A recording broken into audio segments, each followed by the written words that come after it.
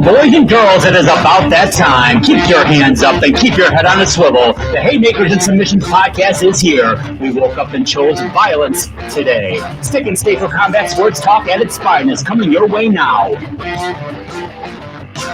Welcome, everybody, to the Haymakers and Submissions podcast. My name is Drew, these chops. We're back at it. We kind of took a half summer, half autumn vacation. Yeah, man, life happens. It happens. You know what I mean? Dealing with family situations, work, whatever. You know, you got to take that sometime, you know, but I'm glad to be back. And seems that we're back literally in the nick of time. You know what I'm saying? There's some good fights going on in both MMA, but of course, boxing. You know what I mean? What's going on? We got some potential fights lined up. What's going on? You know what I mean? So I think we're back at a good time. Real quick, let me ask you something before we get into really what we're getting into. Something that this is off the cuff. You didn't even know we're going to talk about this. Okay. First, how do you feel about, breaking news. I sent you the article. Jake Paul and Anthony Joshua are in talks. Mm-hmm. What do you even think? Oh, don't hold that thought before what you think of that. What were your thoughts when you saw Jake Paul and Tank got called off? Yeah, number one, I wasn't for the fight. It's not going to be on the up and up. I don't care. It is what it is. That's why I'm saying it. And it was disappointing, though, to think that, Tank, whatever's going on, man, that was $30 million lost. And, it's unfortunate, however that pans out, everyone's, innocent until proven guilty on whatever, but, whatever crimes he's allegedly committed, it cost him $30 million. That's horrible. But at the end of the day, I was like, well, didn't really want to see that fight anyways. And then here we go. All of a sudden, Anthony Joshua's in the mix, and it's like, not surprised at all. First off, let's go to Tank. Mm-hmm. As soon as I saw this, Tank, what is Tank doing? First off, what is he doing even signing this joker? But again, whatever, it's nobody sanctioned it, so you're going to make $30 million for an exhibition, might as well. Yeah. But then starting to hear, a lot of conspiracy theorists where we have everything for a conspiracy theorist on every topic, where some saying this was made up and his wife did this or whatever. They try to pull this ploy to get him out of it because he wasn't following the script. If you saw some people saying, did you see some of the press conferences where he was like, wait, hold up, you're paying me? What's going on? And it was almost like he was getting off topic, off script. You could see Jake trying to reel him back in or whatever. And I didn't play in that because I don't watch the press conferences because I don't believe it's a real fight anyway. Yep. So now here we are with Anthony Joshua. Okay. First off, you've got to believe he has generational wealth. You have to believe that right now he has generational wealth. But you also know the rich get richer. Billionaires want to keep their billions, and billionaires want to become trillionaires. Millionaires want to become billionaires. I get that. I am so hoping that he is not willing to tarnish his legacy, regardless of what you think of it, as a legitimate boxer, a legitimate pugilist, mm-hmm. to throw a fight just because it's going to be one of the largest paydays he's ever seen. You know what I mean? Because, and let's keep it a buck. Let's keep it real. There's no way, if this is not Jake Paul, this is not, right now, you can name some other heavyweight, Moses Atama, you can name some other heavyweights that real legit heavyweights that are better than Jake Paul. You wouldn't put them in right now with Anthony Joshua. You'd say you're not ready. So why would Joshua take this fight? Because real talk, what Ngannou got smashed. Ngannou had more stand-up and is a bigger and a harder puncher than Jake Paul. Oh, and yeah. He got folded. Yep. There's no way, if this fight goes long, to be honest with you, if this fight goes past the first round, you cannot convince me it's not real. You cannot, or should I say the fix is not in. You cannot convince me this is a real fight. Mm-hmm. If we see the beginning of the second round, it is not a real fight. Not a real fight. I don't care what you tell me.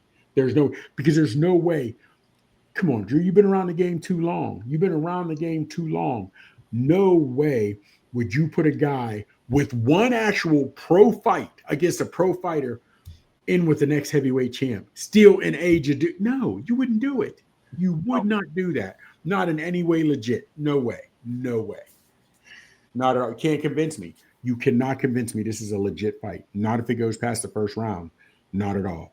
And if it were to be something ridiculous where it went the distance or Joshua hits the canvas, he's basically saying, I've just got final payday. I'm done. Yes. I'm done with the sport. I'm done with all of it. He's going to have a hard time convincing people. I mean, that, that wasn't legit, obviously. Yeah. But see, things, and I don't want to get off on a tangent in a whole, but things have changed now, man, where money and the size of your pocketbook outweighs your family pride. I remember leaving the house, and my mother said it to me more times than I could think of. When I leave the house, don't do any. She would always say to me and my brother, don't do anything that would embarrass the family name. I always remember that. And that was almost like most of the kids in my neighborhood were told that. What you do is a reflection of your family. People don't care about that now. I don't know, man. And it was Turk who talked Canelo out of fighting, Jake, because he was like, think about what you're doing. And if Joshua takes this fight, if he doesn't punish him because he did have to take, it was the second or third round where he knocked out and folded Ngannou. But that was because he had to respect Ngannou's length. He had to respect Ngannou's power. Ngannou had been a great stand-up striker, and he had a long jab. He didn't have to worry about any of that with Paul. He does not have to take those same precautions. And if man, I'm telling you what, bro, I don't know. Can't convince me. Cannot convince me. No, I'm with you. I mean, like I said, I'll say it again. It's not that I'm anti the Pauls. No, it's not that. It's just don't sell me that this is a true legitimate boxing. No. And you know what? Like his brother. There's Jake and what's the other one's name? Logan in the WWE. That's cool. That's fine. That is fine. Yeah. That is fine. I'm cool with that. But don't sit in boxing and now you're making seriously, man, because you don't play boxing. Jake is playing boxing, and the guys of today are allowing it. That's what bothers me. But like I said, we're dinosaurs, man. So seriously, man, I'm an old curmudgeon. I'm totally, I don't see things the way the rest of the world does in a lot of aspects. And to let this guy get in there wouldn't do it. I just can't believe Josh was doing it. All right, well, let's go back in time. Let's take a look back at the Virgil Ortiz Jr. fight. He defeated Erickson Lubin in 2 rounds TKO. He retained the WBC interim super welterweight title. Chops, let's talk about Mr. Ortiz. What did you see in that fight? Okay, well, here's the thing. First off, 3.5, 4 minutes of it. What's that, man? Yeah. 3.5, 4 minutes of it, yeah. Well, first off, it's more to me of what Erickson didn't do.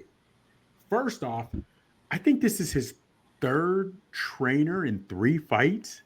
I think this is his second or third trainer in 2 or 3 fights or something like that. Crazy. And when he fought Ramos, and I had to go back and check, and I looked at it, he threw, I think, he threw over 400 jabs. Okay, over jabs. I understand it was quick. 2 things he needed to do, and he did the complete antithesis on both. I'm talking about Lubin. I'm not even talking about Ortiz yet. Okay. Number 1, he did not pop that stiff jab. With that reach advantage, you had to put Virgil on the end of your jab. You had to. It was non-negotiable. You didn't do that. Secondly, Virgil is a heavy puncher. Your chin is not what it used to be. Hasn't been the same since Charlo took it. However, in the first round, you didn't do much to get off the ropes. And a couple times he sat there unneedingly. Yes. So to me, it was about Lubin didn't do. And Lubin, I promise you, tonight's my destiny. I promise you, I'm going to show you what I can be, how deep my toolbox is. You said all that to go out and act as though this was your first day in sparring ever. Because you've seen those guys coming to the gym. They have all the heart and they want to fight and they want to spar, but they don't throw punches properly. And as soon as the leather starts coming back, they turtle up. where guys are saying, circle out, pop your jab, but they're afraid to pop the jab for what's coming back. They're afraid to move. That's what Lubin looked like to me. He didn't do anything, and I can't even say with his trainer. It's his second and third trainer in 2 or 3 fights. But the jab was lazy. That was the first thing I noticed. He did not pop that jab at all. That's what I noticed. He didn't use range. He didn't use the ring. It was what he didn't do more to me than what Virgil did. I'll talk about Virgil in a minute, but I want to hear what you have to say. I didn't know the trainer aspect of it, to be honest with you. So knowing that now, he looked like a fighter to me who perhaps was overthinking things, and they're up from the get, and had maybe too much respect for Ortiz's power. And he didn't initiate. He wasn't the aggressor, or at least he wasn't maintaining any kind of offense to force, kind of back Ortiz off. You can't allow a fighter like Ortiz to tee off like he did. So I would agree wholeheartely. But that trainer element, depending, again, I'm not super familiar with Lubin. I mean, I know he's a very good fighter. Got power too. I was really surprised that he did not fight like a guy who has 19 knockouts in his career. No, he didn't. But see, okay, and we're going to come back to trainer in another fight later down the road that we're going to talk about tonight. However, also, when you said maybe he respected Virgil's power a little too much, again, we're not at that level, but as much time as you spend in the gym, what you've seen guys popping mitts, whatever have you, when you respect someone's power, okay, so I give it, maybe you don't throw a whole lot, but wouldn't that put you on your bike more? Yes. You know what I mean? He wasn't on his bike. He sat there stationary. You know what I mean? That's what I didn't get. Like he had cement in his boots. I just didn't get that. So you're right. Even if he did, now again, he talked a great game, but even if he did, well, I can't even say, here's the thing.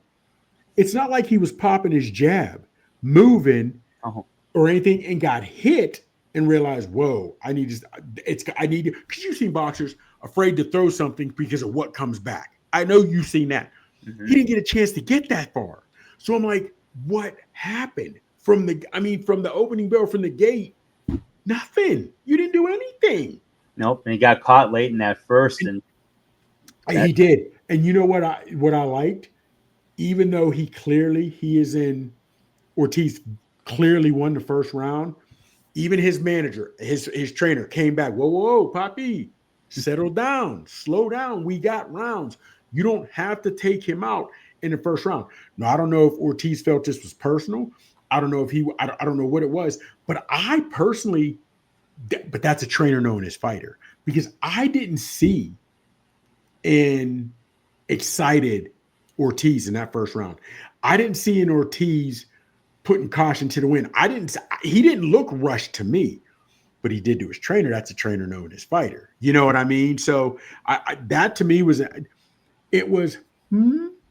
why would you say that? But it was introspective how he told his fighter, slow down. We got this. Or you hear me? We got rounds. So he was like, and that to me was like, the trainer's on him. He's ours. We know we got him. We don't have to show it in the first 3 minutes. We have time. But so I liked it. So on that's all. I'm done with what Lubin didn't do. So for me, for what Erickson did do, for what Ortiz did do, what he was supposed to. He tried to jab, threw some power, caught him at the end, came out in the second. He didn't go ballistic balls to the wall first started out. Started the same way, even might have slowed down listening to his trainer. But as soon as he saw Lubin was not coming off the ropes, oh no, you're going to pay for that. You're going to pay for that. If you just going to stand there, you're going to pay for that. And you saw him open up with bad intentions. I don't know if he sensed something. I don't know if he heard Lubin, whatever, when he got hit. I don't know. But towards that, the end of that, even before he caught him where Lubin's hands fell, he was throwing with some aggression. Oh, yeah. So I don't know what he saw. So to me, I'm not giving him an A+ like it was a spectacular performance. He was more a solid B. Did what you were supposed to. Guy didn't make you come through a bad neighborhood to get inside, because Lubin didn't do anything. So he walked him down. He wants to stay in the ropes. You let him stay in the ropes. You let him stay in the corner, and you punished him for making those decisions. Heel did everything to me that he was supposed to do.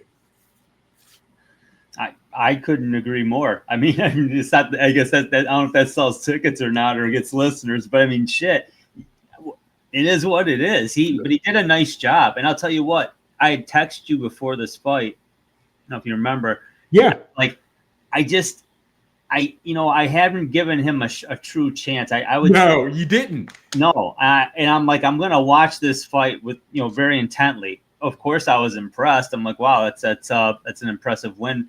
But knowing what I've seen from him before, knowing a little bit about Lubin, I was impressed. It's like when he saw weakness, he started throwing. But your observation about his trainer, telling him, yeah, Poppy, slow down. It's like, yeah, yes, that's he knew, because I mean, at the end of that round, he was throwing some bombs, man. And he was, but he didn't. But he didn't start out that way in the second. He didn't come out. And so let me ask you this: listen, what you knew of Lubin, is that what you expected to see even in the first round? No, I know the first round is a feeling out process, but that wasn't. I don't know, man.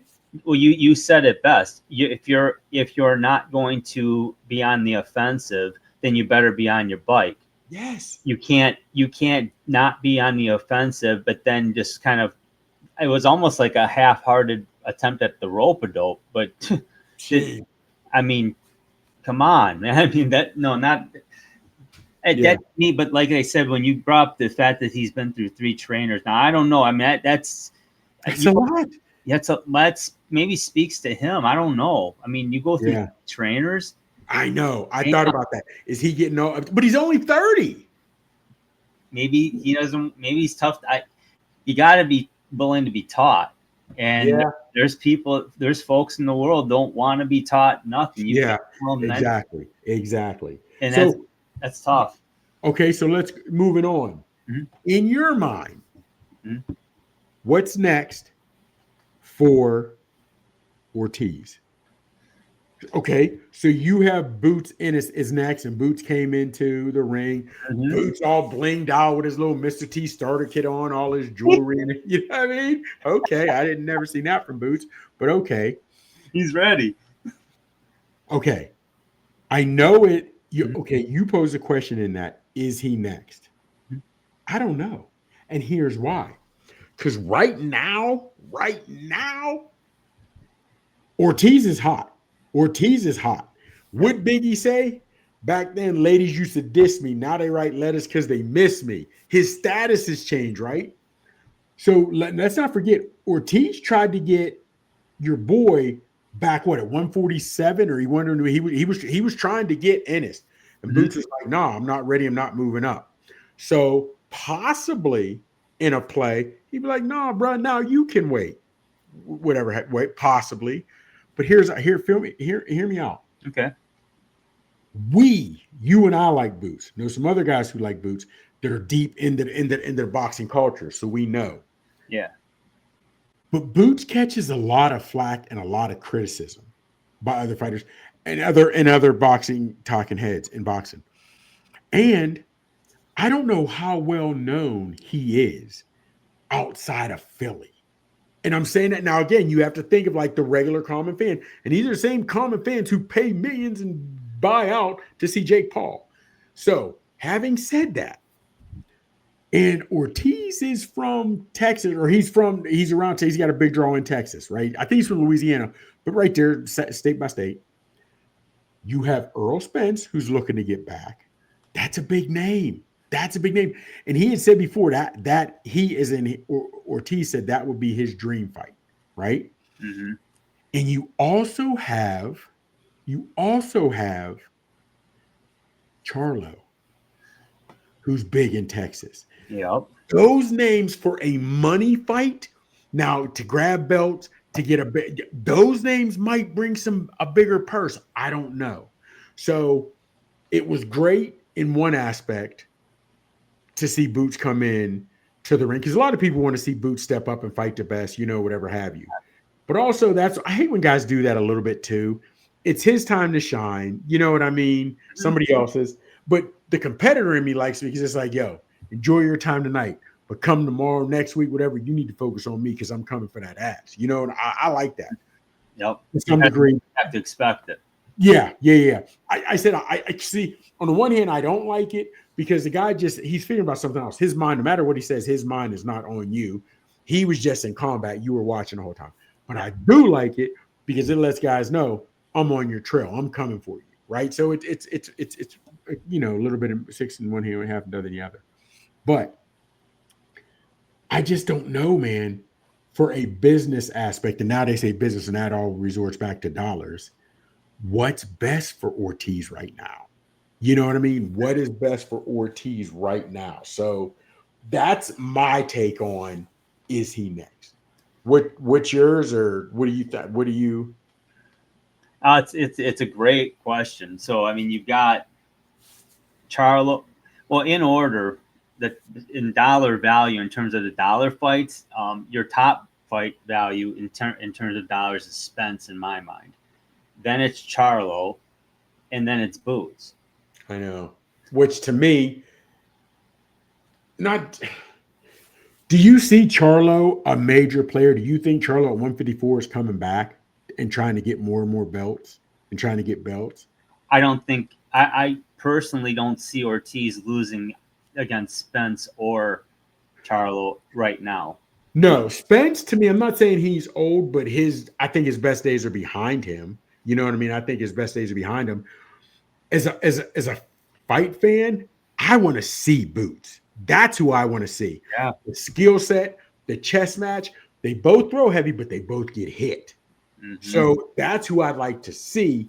But I get by virtue of name and the money, it would be, I think it might be Spence, like you had Spence the number one. That's who I now, not who we'd like to see, but who do we think is the biggest draw? It might be Spence. It really might be Spence. Yeah, that's got a storyline behind it, you know, and he's a great fighter. I mean, he's a tremendous fighter, but, you know, like you said, his best days are likely behind him, unfortunately, and he's been inactive now, and it's just a bad recipe. Getting older and being inactive, it just doesn't play out well. You know what? Because, like we said before, man, the last thing to go in a fighter is a power. Mm-hmm. And Spence, he wasn't he had a lot of knockouts, you know, but it was his speed, timing, this, that, whatever have you. He hasn't fought since 2023, since his loss to Crawford. And on the one hand, you're like, okay, you haven't fought since 2023. And Spence got beat up. He got beat up. Dude. So at 35, do you want to come back and fight a champ, or do you need a tune-up fight? But at 35, who do I risk fighting? Because if I risk fighting a big name and lose, that throws me back. If I risk fighting a not so big name and lose, or don't look impressive doing it, that takes money out of the pocket. You know what I mean? So yeah, I don't know, man. I don't know. But because the one aspect is, first off, as long as it takes boxers to get in the ring now. You know what I mean? Yeah. Because very easily, to me, years ago, like this is 15, 20, 25 years ago, 15 years ago, you could have taken a decent tune-up to prepare. I'll take a tune-up fight in January, and then we'll be on the books for July. You know what I mean? You could have done that. Now guys aren't fighting like that. So maybe him taking a tune-up fight and now waiting another year to get it's. I don't think it'd be worth it. So it might be take the payday, take the possibility. And now also you're looking at a Ortiz Jr. who's 27. Yeah. A Spence who's 35, hasn't fought in 3 years. You know what I mean? The ring rust would have to be there, man. Have to be, or legit 2 years. You know, so I don't know, man. I would. Let me tell you this.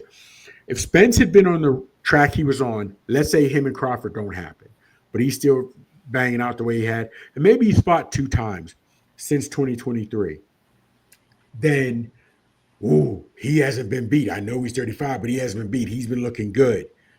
That's different. Maybe you say you don't need a tune-up fight. Maybe you're not worried about the age discrepancy. But the way you got handled against Crawford, the way that went down, you know what I mean? And the crazy part to me is Spence hasn't taken another fight. He has not signed anything. Something wasn't right. I know, man, and Something. the mental is the hardest thing to get over, brother. So I don't know. I don't know what the issue is on why it's taking him so long. Does he want to fight? I don't know, man. I just don't know. I don't know. Well, we'll find out. But I mean, I agree with you though. To see Boots in the ring with Ortiz, that's a hell of a fight. Yeah, because you figure. I understand he didn't take much. What I say? Much. He didn't take any punishment really, but he's fought Madrimov and Canelo since he fought Errol Spence. Now Canelo took a bit longer because he had to naturally put weight on to get up there. You know what I mean? But Spence hasn't fought at all. I don't know, man. I just don't know. We'll see. We'll see how it goes down. Yep, exactly. Well, let's talk about what's gonna happen here on Saturday coming up here. That would be on the 15th of November. We're talking about Chris Eubank Jr. taking on Connor Benn, the Unfinished Business preview, 12-round middleweight showdown. Chops, this is I'm real intrigued by this one, but at first let's kind of rehash our feelings about the first fight. Let's talk about what were your overall impressions if you had to grade that fight? What would you give it? The first fight as a fight, that was a solid B. A solid B. I would say a solid. What was yours on that? That's an interesting question. Overall in the fight, what was yours? I'm gonna tell you what, I really liked it. I considered it a fight of the year candidate. I don't know if I would have. I'd have to think about it a little more to make the call on what I think it actually would win that. But it was in the conversation in my mind. I thought it was a great fight. I gave it like an A-. Okay. So we're in the ballpark. Okay. Yeah, I mean, good fight. You know, just here's what bothered me about the first fight. The size difference, right? The size difference. How much Benn came up in size, whatever have you. And they put the hydration clause in to where your boy Eubanks couldn't go over 175, and he still looked drained. Number one. Yeah. Number two. He didn't make weight either. I know. But to me, if Benn would have had a corner, because I remember texting it, if Benn had a corner that had a game plan and tactically knew how to set up a game plan, I thought he could have won that because he came in throwing haymakers. He came out like a wild man. I get you were the smaller fighter by reach, by weight, by height. You were the smaller fighter. I get that. However, you didn't use you didn't use a jab properly to get inside. You didn't use a jab properly to get inside. And so that's what bothered me most about that fight, that Eubanks just was throwing heavy leather. And as a fan, I liked it. But as a boxing guy, I didn't like the way he approached it. That was the only reason I'm not giving that fight an A or an A-. That was why, because I don't think he did what some great American fighters with the old time trainers would have shown him how to fight and come up with a real game plan. That's I think what hurt him, to me. So do you think there was? I mean, let's face it; these guys hate each other, and it was tremendous heat leading up into that one. Do you think that played a role in how he did approach it? Is that what you're trying to say, kind of? Yeah. And first off, no disrespect. I don't understand why these two hate each other. Reason being is, I understand that was your father's, but you guys are different weight classes, multiple weight classes. That shouldn't have been an issue. And if we're going to keep it a buck, the Eubanks are 2-0-1 against the Benns. This is not a rivalry. And I'm surprised that. And I'm surprised. Now, a lot of fighters saying that second fight between the fathers, that should have went to Benn, but it got labeled a draw. But it is what it is. So having said that, I'm surprised the father didn't want, and the Eubanks, they didn't go a third trilogy. I'm really surprised then we didn't have a trilogy between the fathers back then. But I'm not sure why. I know. But to me, I don't call this a rivalry. I don't call it a dispute because we don't even have a win against this family. So we're just, and even if you do now, I guess, oh, we finally got revenge. No, you didn't. Because in any other sport, if I've got a better record, I won. You know what I mean? Just calling it that. Now, so, well, what do you think? You know, you talked about the hatred and the lineage and what, and how do you feel about the history between these families and what's going on in the fights or whatever? Well, I think it's interesting this time around. And they've said it flat out that there's a respect there. There's not that heat. This may be this may not be as exciting of a fight, but I think to a purist, a boxing fan, I think it could be a better fight. I think we're going to see some science and skill more than we saw the bombs in the first fight. If you're reading the emotional barometer, I could see that happening. Oh, okay. So, I said earlier we talked about trainers. Yep. We talked about trainers, what your boy Lubin did, or his trainer had multiple. Talked about how in this first one, how I thought Benn's trainers could have done better by him. Now, you just mentioned this on the tactical aspect. It's going to be better tactical. I think you stumbled on something, and I'm not sure that you even realize how yet. Why do you say it's going to be better tactically? Because the hatred is prevalent. It's going to be more about just winning and beating the guy. I mean, obviously they still don't like each other, but you know what I'm talking about. When you feel some hate towards somebody, sometimes the skill set goes out the window, and that's when the bombs get thrown. It's fun to watch, but it's a way to fight. This is how I know you have been super duper busy with everything going on in your real life, honestly, because you didn't realize that Eubank has come to the States and is being trained by Bo Mack. He is being trained by Crawford's trainer for this fight.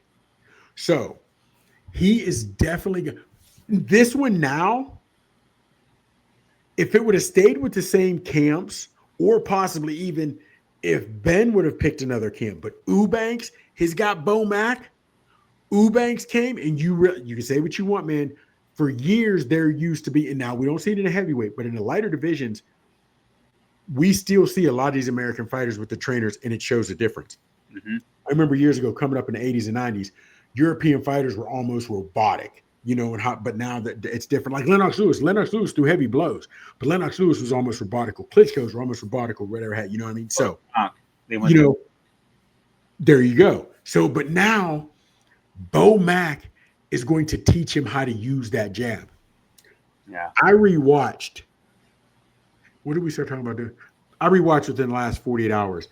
I rewatched Benn and Eubank, the first one. Okay. Eubank did something, and he didn't even have Bo Mack in his corner.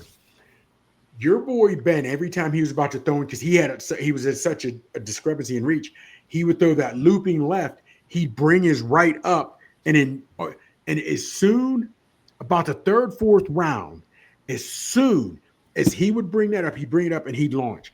By the third or fourth round, as soon as he brought that hand up, boom, Eubank was firing off a jab. And a lot of times he was only hitting that glove. But when he hit it, Eubank hit that glove, Benn couldn't throw that power shot because threw it off his timing. As we said, it jabs off. He was doing that. Now he's caught that. So he realized he can already, if Benn is going to do that and he telegraphs that much, Eubank picked up on that without Bo Mack's tutelage, without Bo Mack's tricks, without Bo Mack in his ear, without Bo Mack setting up a game plan. Now listen to me. I understand not everybody is Crawford, and you have to be just gifted with some talent. I get that. I get that. But if you're coming in with a fighter that is naturally bigger, naturally longer, naturally a heavier, puncher, stronger guy, and you give that to Bo Mack, come on, man. I don't know how he, as in Eubank, doesn't come out with a second win. And I'll be honest with you, that one was a close fight to me. I do think I don't have a problem with Eubank getting the nod because in the late rounds, the championship rounds, even though this wasn't for belt, championship rounds, he did do what he needed to do. And to me, he pulled away. He did. He pulled away. And when I say pulled away, 116, 112, something like it. It wasn't huge, but I did have Eubanks as the clear-cut victor. I had it 115, 113. Okay. And the last 2 rounds went to Eubank, and that's why I gave him the fight. I did say 112. Yeah, it wasn't 116, 112. So having said that, I think Bomac is, number one, going to get him on his diet properly, where he gets down to the weight and he doesn't look drained. And I think Bomac is going to have a game plan that mentally, and only because his trainers aren't as good, his and Benn's trainers aren't as good as who your boy Eubanks went to find. And Eubanks, to me, knows what this fight entails. That's why he went to get the best fighter. Just being honest with you, man. There's Andy Lee. There's some other guys. He's got to be the hottest trainer right now. Bomac, he has to. You know what I mean? So having said that, that to me speaks volumes in what Eubanks thinks this fight means. And I think that's going to be the difference. This time, to me, I think it will be. It's going to be more than if it goes the distance. If it goes the distance, it is at least a 3 to 4 point victory, or if he doesn't knock him out. To me, the only way Benn gets his fight is if he happens to catch Eubanks doing something stupid. I don't see in a 12-round fight now that Benn can outpoint Eubanks, and it is because of that corner. That's really why I think. Yeah, there's no question. No, I didn't. I really had been a little bit out of touch with stuff. Been very busy, but it's cool, man. But yeah, I mean, I see the fight kind of shaking out that way, and that just reinforces, at least I have an eye for that. That's good. Yeah. So let me ask you this: take it before I let you know that Bomac was doing it. Who did you see making the better adjustments, and who needed to make the better adjustments? Like going after when you walked away, TV's off, you just watched the first fight. Did you agree Eubanks won? Yeah, I scored it that he won it. You did. Okay. Mm-hmm. So having said that, same teams are in place. You're the trainer of both guys. What would you have done differently? Because now you said it was different now and there was going to be strategies. What strategies did you see coming? The fight didn't disappoint me. I expected to see it be, I expected both fighters to be very aggressive. I was amazed at how they were able to maintain that level of intensity throughout the entire fight. That's incredible to me. Those guys were in incredible shape. And I was disappointed when Eubank didn't make weight, initially, but then obviously they worked that out because as he's saying, thanks for the car, thanks for the money, right? Absolutely. And you're gonna owe me another one. Yes. You hit it. He's got to have the right diet. I believe. I mean, training wise, the guy was ready. He didn't the rehydration clause kicked in. He made that weight. He was good. But that's what kind of amazed me, the fact that he absolutely struggled to make weight in the first fight, but he still had gas in the tank at the end. So the right diet, the right method. Yeah. I could see this ending earlier than going the distance, obviously. But I agree with you. If Benn can connect, if he can land one, that's the turning point. But Benn, talking about Benn a little bit, I don't know. What do you think he could do differently? Because he did a lot of good things, obviously, because I think he was surprisingly strong going into those championship rounds, like you said. Well, the fact that, it's some of the times when he was fighting, I remember he was fighting southpaw, right? Mm-hmm. And he was looping that left jab, right? That's almost like, remember, who was Ollie fighting? And he kept sticking him with a right hand lead. And that's the one where you came across your body, or right, come across your body, left hand lead, whatever have you, because most fighters should see that. Now, the fact to me that Benn was able to hit him with that looping left multiple times, shows you had a significant speed advantage. Now, I understand that might have been as well because he was drained, but I would have expected that later in the fight, not from the opening round. You know what I'm saying? So that to me showed you had the quicker hands and the quicker reflexes, the quicker twitch muscles. So had I been with Benn, then I would have said, screw that leaping in. I know Bob and Weave is something different, but let's work our jab, whatever. Let's try to get in and work our way in because that looping jab is going to be there. However, when you're hitting him with that one time only, you're not big enough to knock him out one shot. But if you tenderize that body a little bit, working in behind the jab, hit those ribs a little bit, and then every once in a while, hit him with that looping left. You don't know what could happen because as much as I saw it, it showed to me Benn didn't have the power to knock him out because he hit him solid quite a few times. Yeah, that's a good point. It's a good point. And, you're thinking about it again. You're thinking about a guy who struggled to make weight and still had to make the rehydration clause. He obviously, he looked gone, like everyone said, like you said earlier. So for him, I'm still amazed he had that much gas in the tank. And I think Benn is in trouble in this one. Yes. In regards to how his fitness level.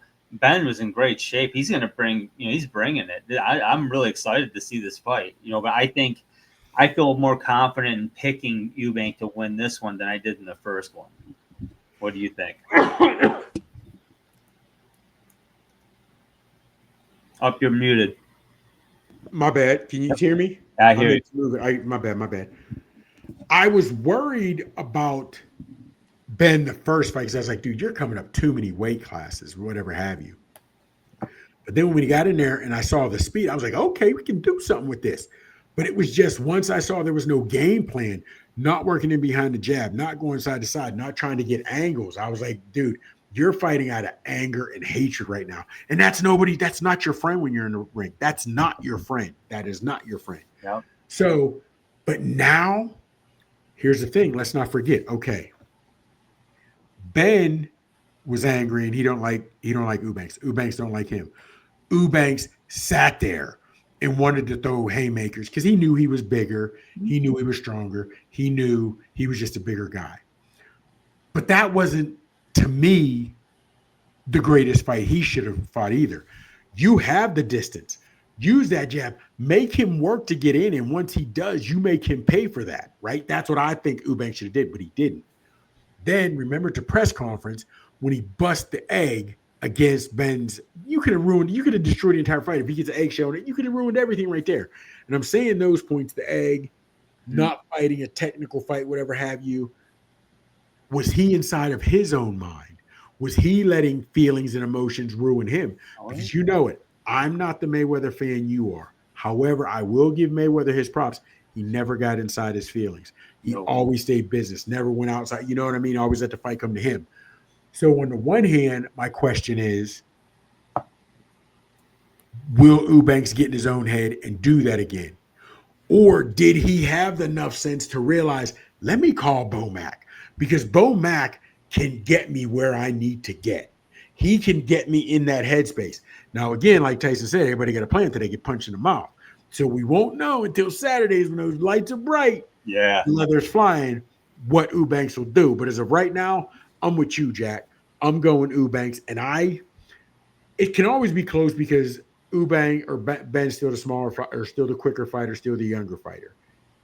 You know what I mean? And when you're just throwing haymakers like that, you could always catch somebody.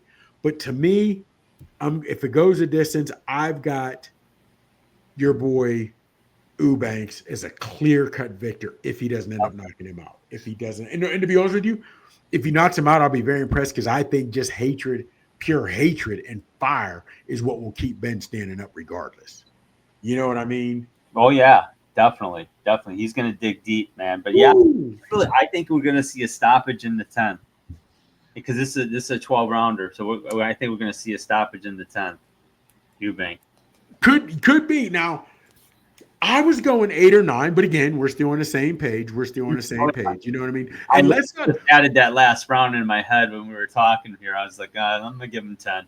Yeah, and here's the thing. And don't be surprised if the ref has to stop it while he's on his feet, like he did for Lubin and Ortiz, because I don't think Benn will fall down. And if Benn falls, he's going to do everything in his power to get back up. He wants to end on his feet, and I'll give him that. He'll end on the ropes. Exactly. So we'll see. I'm looking forward to that fight, man. I really am. Yeah, it's going to be a really good one. Let's talk about some other ones coming up on this Saturday. Let's talk about Jack Catterall going in against Ekow Essuman. This is going to be an interesting one here. So a 10-round welterweight showdown here. Catterall 31-2, Essuman 22-1. Only 8 knockouts for Essuman and only 13 knockouts for Jack Catterall. Chops. Even if you didn't know who these fighters were, just by looking at their statistics, would you say you're not going to probably see a knockout? No, you'd be surprised to see a knock. If I see a knockdown, I'll be impressed. I'll be impressed if I see a knockdown. But this is going the distance. Yeah. Now, again, trainer. Again, you're super duper busy. That's the only reason why your demeanor is it is, and you're relaxed and chilling. Because Catterall, for this fight, has moved to Philly, and he's training with Boozy Ennis. Oh, that's what I'm telling you. That's how I knew you didn't know, because you were super duper busy. That's how I knew that you're my, that's how I knew, because we're always texting each other, whatever have you. But I was like, you know what? Since he didn't text me this, I'm not going to text him, because I don't want you. I know you just started looking up and going. I was like, obviously he's got bigger fish to fry. Never hesitate to text those things. That's okay. Yeah, I got you. So that I'm interested to see that, because he, as a southpaw, right?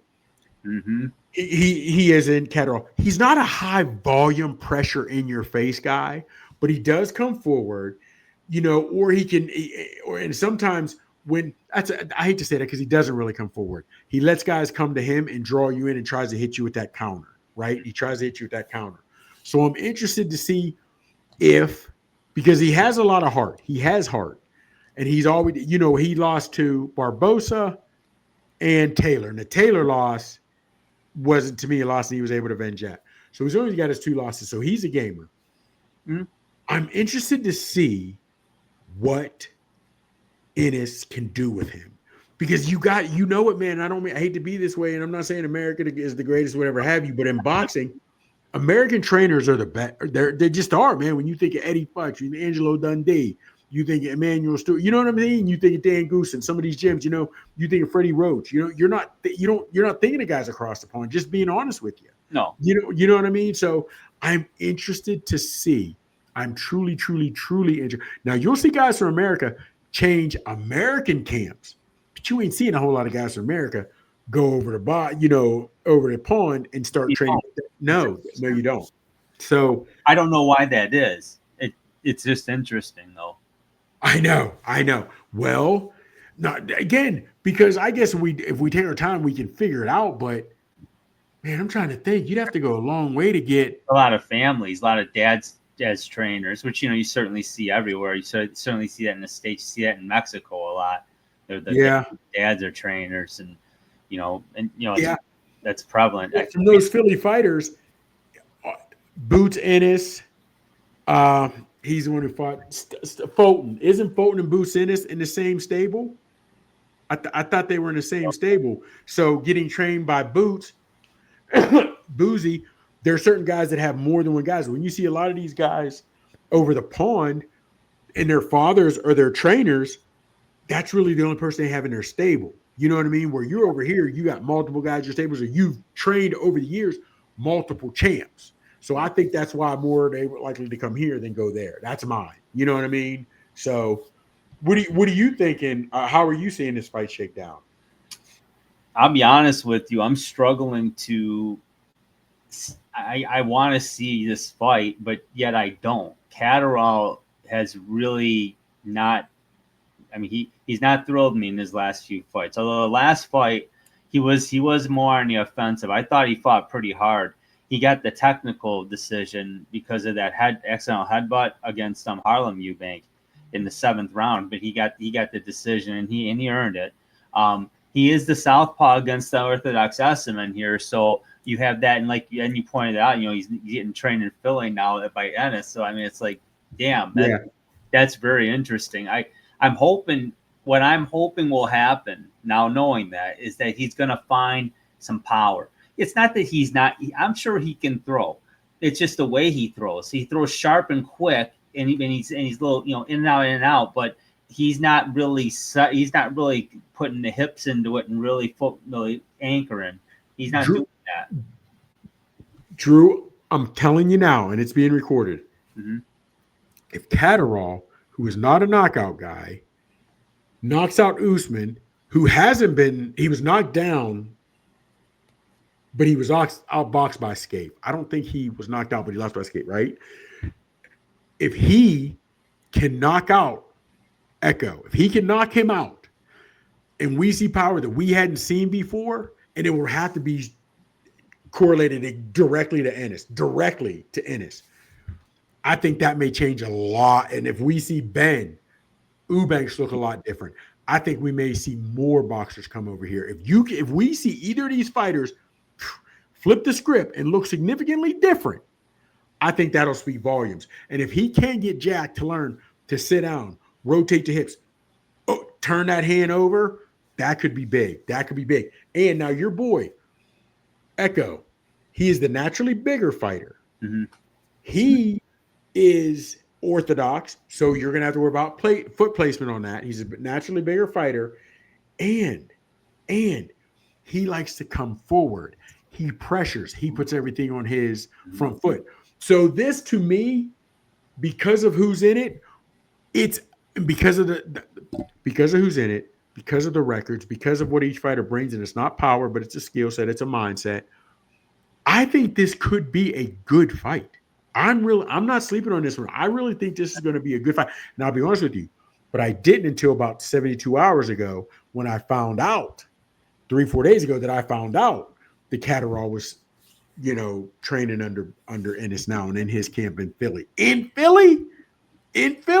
So we'll see, man. We will see. We will see. About that. That means he's serious. He wants to keep it going, and that's a good move.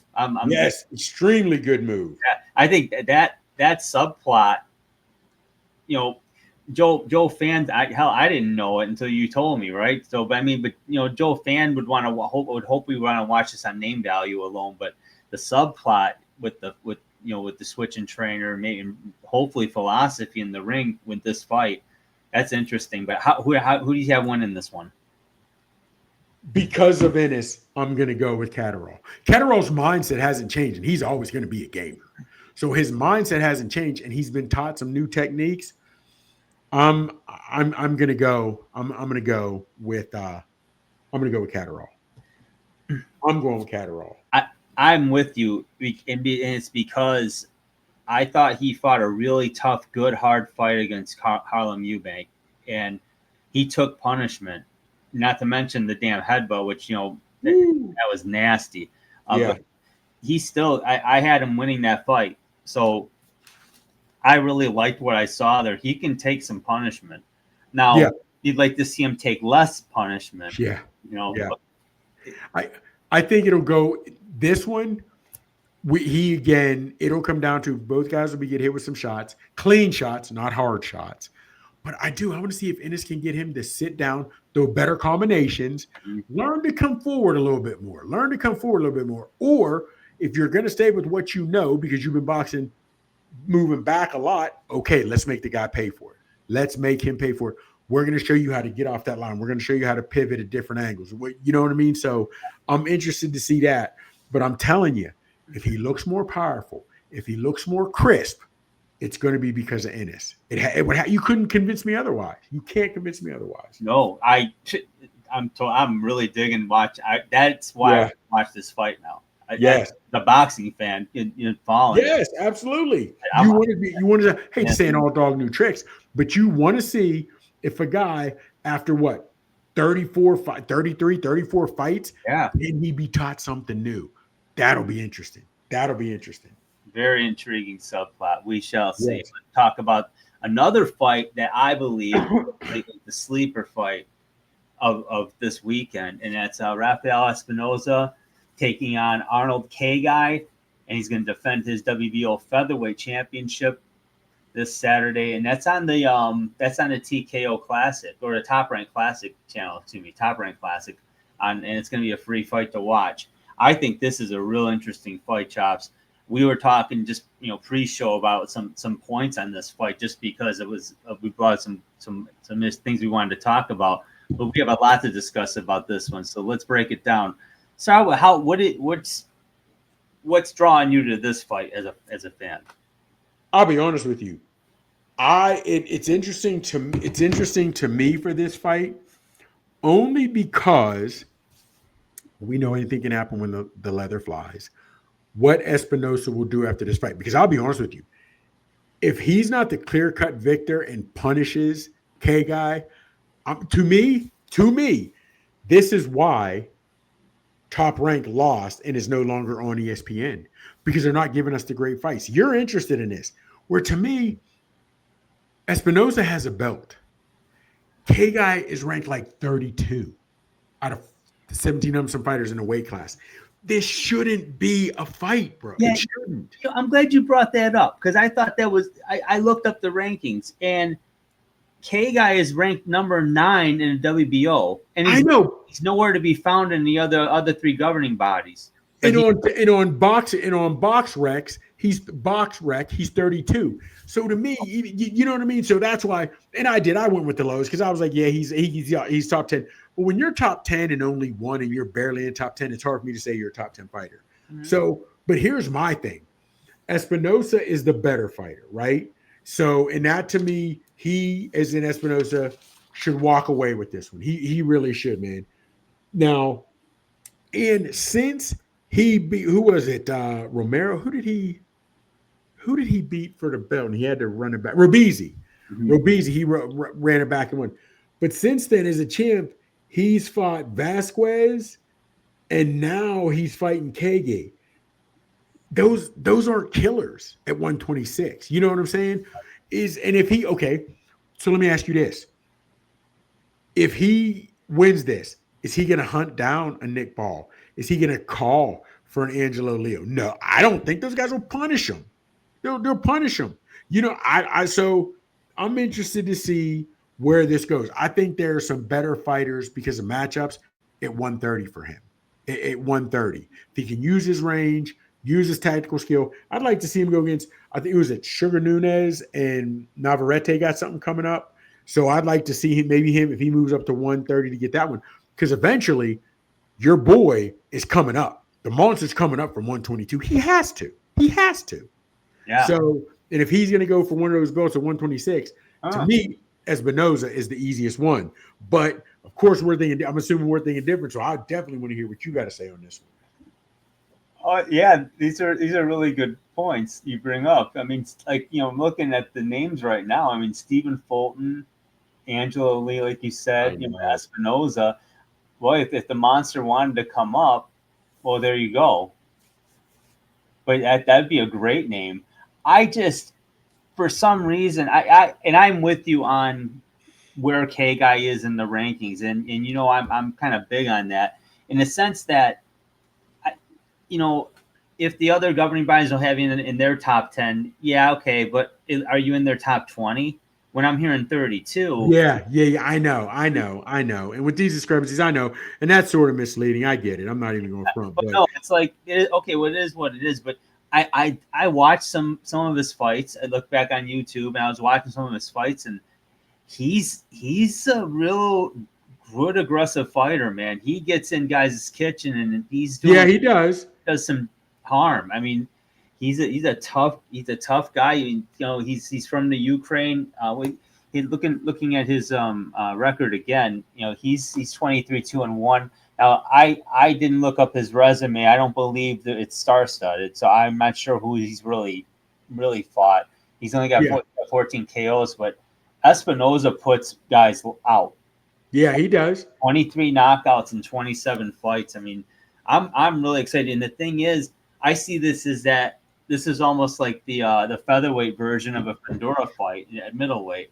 Because Espinoza 6'1". Yeah. And I get it. Anything can happen. But let's not forget, man, this is the guy who lost to Joet Gonzalez. And I understand fights, you can't take one together, but, styles make fights. But his loss to Stephen Fulton, I get it. Stephen Fulton's like that. He's that dude. I give you that. But to lose to Joette, I don't know, man. He's got 5 losses. To me, Espinoza holds a belt. He wants to move on to bigger and better things. You gotta come out on the victory on this one, Playboy. You have to. You got to. Yeah. So I guess looking just forward with Espinoza, I've got him winning this fight. I think I'm taking him in seventh round. I'm gonna call it. I think he's gonna get him in 7. That's just my pick. But at the same time, I'm wondering if the monster would come up and wait and fight him, will he struggle to make this weight? I want to see if he struggled to make weight. I want to see the weigh-in. I haven't seen much of his training, so yeah, that's true. That's true. To be 6'1" and be at 126. I know. Wow. Yeah, I know. And that's what I mean. Like Fundura's 6'6", fighting guys that are probably 5'9", 5'10". I know. He's 6'1". He's fighting Khegai, who's 5'5". I know. Yeah. And Kheigai's got to come in. But Khegai likes to come in. So we'll see, man. He likes to come in and fight in close and bring it to you. So we'll see. Something's got to give. Got to give. Will he get to Espinoza's chin? Will Espinoza put on a boxing clinic and use this? We'll see. We will definitely see, brother. Well, one more fight we'll talk about just real quick here before we wrap this one up. But on the undercard of that Ramirez fight is the Richard Torrez Jr. He's taking on Tomas Selak. It's a 10-round contest, heavyweights. Torrez is, being heavily promoted by Top Rank. You saw him on ESPN when they were showing him on the main network. But this will be on Top Rank Classic on YouTube. You can watch that. That's gonna be fun. But yeah, this guy. Let's face it. Okay, I don't think he's gonna lose this fight, Chops. We'll end the drama right here. This ain't worth talking about in depth. This is gonna be quick. I don't know if you've seen Mr. Selak's fights on YouTube. I'll cut right to it. He's not real active early on in fights. And I saw him take a lot of punishment and lose fights because he's just he's there. In the mud. Yeah, he's just not throwing. He's not throwing. Yeah. And here's the thing, man. I'm not gonna lie to you. And it's crazy.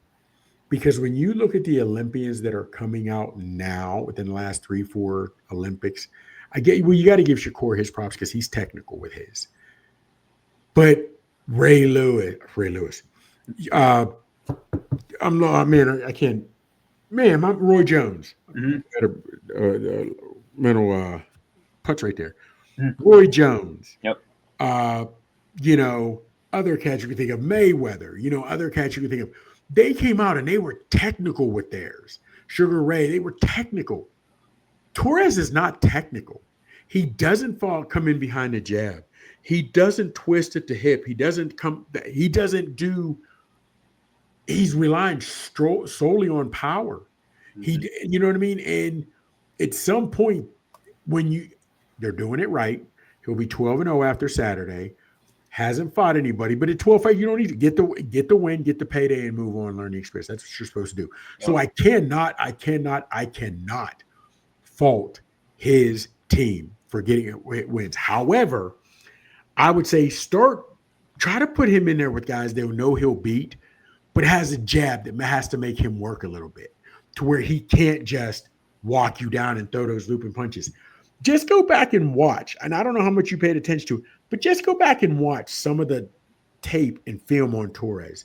When I tell you there's no technical behind what he's doing, none. Like I said, no jab pop, no moving of the head, no coming with angles, none of that. It's just walk you down and we're just throwing. And I don't know, man. I'm sorry. And then when I see heavyweight, I'm like, geez, look. And we've talked about it before, how boxing is falling off of a cliff. Hopefully, your boy Turk can bring it back. But geez, Lou, I don't know, man. I just, and I know if you get the chance today, tomorrow at lunch, whatever it is, sitting there drinking your coffee before you go to work, whatever it is, pull up some of Torres fights on YouTube and just look at him and be like, wow, there's no. And if he was fighting a guy with skill with your boy's height, Selak's height and all that, it might be something. But like you said, man, he's going to win this. And if it goes the distance, it goes the distance, but he's going to be the clear-cut victor. And hell, he might get the knockout because old boy doesn't move. He's going to be there to be hit. Yeah, this will be, I guess, it's a fight. You know, you're going to see a lot of, obviously, you see bombs. Torrez is going to throw bombs. And if it goes as scripted, I mean, I'm not saying it's scripted, but as I know what you mean. Shit. If it goes past the third round, I'd be shocked. I know. The only thing old boy might convince me of, he might have a chin. Selak might have a chin that we don't know about because I'll be honest with you, I've seen some highlights of him, but I haven't really seen him fight. You know what I mean? So he may have a chin that we don't know about. I don't know. You know what I mean? Well, I think part of the problem is he seems to, but he takes enough punishment where it erodes quickly. Yeah. He allows his opponent to land bombs. And he does. In the fights that I saw, I was like, oh, uh-oh. Yeah, he does. Now, I wouldn't consider him a knockout guy. If you got 27 fights, 13 by knockout, I wouldn't consider you a knockout guy. But at that big, you should have power. Possibly he catches. The only shot he's got is catching Torrez coming in. That's it. That's it. He's not going to set anything up and catch Torrez. The only thing I will say is, have we really seen Torrez's chin tested? True. So, oh man. I mean, if all of a sudden he becomes Glass Joe, remember Glass Joe from the Tyson's Punch Out? Yeah, buddy. Yeah. So that alone makes this fight intriguing to watch because that could happen. Not okay, but it could. So now you have me looking out for that. So I'll raise you. Have you looking out for this? If that happens, I want to see where Torrez is mentally because Benavidez was on a better path than Torrez was, and he got beat, and he didn't look the same, and you know what I mean, coming out, whatever have you. So I really want to see how. Not Benavidez, man. I'm drawing another blank. Oh, no worries. All right. Where Torrez, I want to see if Torrez gets beat and gets knocked out, where does he go from there? Oh, I mean, they're starting from scratch, man. I mean, I think they got to just think about is we've got this much invested in him. They can't just walk away unless they truly see there's a clear flaw and it ain't coming back. They will. I mean, but that's what it'll come down to because they won't just walk away because they're pissed off he lost a fight. I'll say that there's too much invested in him already in promotion and all that, getting him on ESPN in the first place. So they're going to stick with him as long as they feel like they can still get there's a path to big paydays, and that could happen. He's got to learn how to be a defensive fighter, man. He's got to learn how to be a defensive fighter. Yeah. So he may be. We just don't know. So that alone, to me, makes this a bit intriguing. I just don't think Mr. Selak is the fighter that's going to test that. No, not at all. Yeah. Not at all. So you're right. We'll see where it goes and what happens. But I just don't. I don't. To me, I want to see if by chance he gets knocked out, where is he mentally?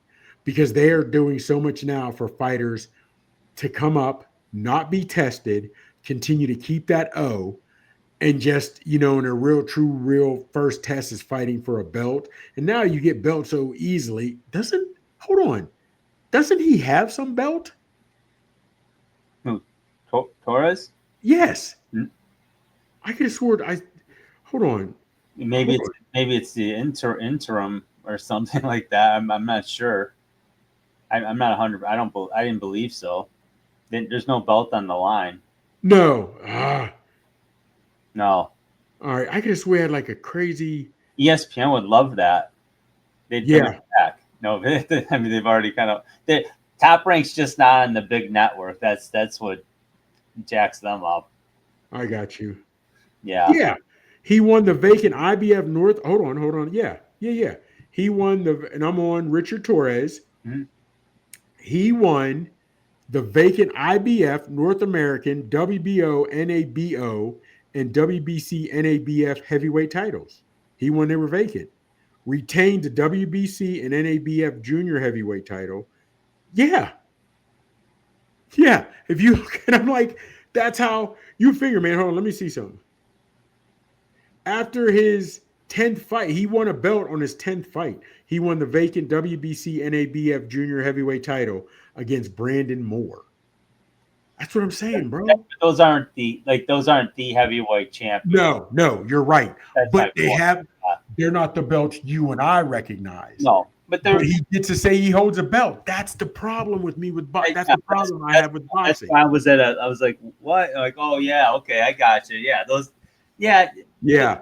Achievement, but it's just not one. If it's not the four major governing bodies, you don't count it. But he gets to say he holds a belt. I mean, he does. Yep. The Schmuckers PB&J belt might come out next week. Anybody can have a belt, but he has a belt. You know what I mean? So we're going with these WBC belts, man. You see the one they gave Ortiz?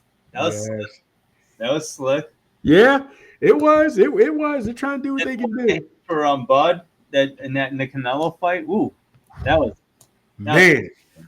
Yeah, it was amazing. All right, man. So we'll see, man. It's definitely a good week. There's also some UFC fights going on. Jack Maddalena fights Makhachev. Both guys are rolling. That's going to be a good fight.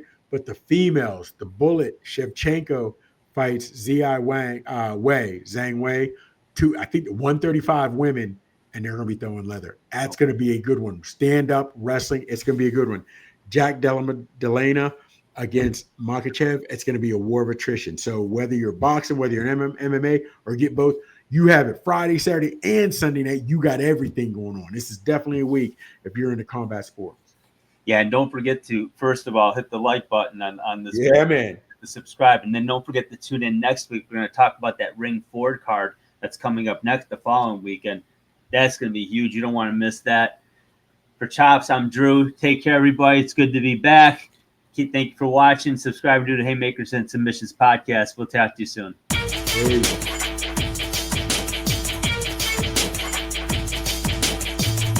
Thank you for watching the Haymakers and Submissions podcast. You can find us on the ESEN network on the Roku app every Friday night at 10 p.m. Eastern Standard Time beginning on October 4th, 2024.